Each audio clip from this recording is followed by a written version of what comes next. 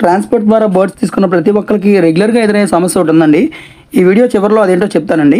Hello friends, ఈరోజైతే మనకి విశాఖపట్నం గురుద్వార నుంచి ఒక ఆర్డర్ అయితే వచ్చేసిందండి. మన సబ్స్క్రైబర్ మనల్ని రెగ్యులర్‌గా ఫాలో అయ్యి మన వీడియోస్ అన్నీ చూస్తూ ఉన్న సబ్స్క్రైబర్ అండి. ఆయన కొంచెం మనకి ఏదైనా బాగా టేమ్ అయ్యే బర్డ్ ఏదైనా ఉంటే చెప్పండి అని సజెస్ట్ చేయమని అడిగారు. నేనైతే యెల్లో డామినేటెడ్ సన్ కాంజూర్ చిక్ సజెస్ట్ చేశానండి. అది ఆయనకి చాలా సేఫ్టీగా చక్కగా ప్యాక్ చేసి ట్రాన్స్పోర్ట్ చేయడం జరిగిందండి. మనం బర్డ్స్ని ట్రాన్స్పోర్ట్ చేసేటప్పుడు ఎన్నో సేఫ్టీ ప్రికాషన్స్ తీసుకొని చాలా చక్కగా జాగ్రత్తగా పంపించడం జరుగుతుందండి.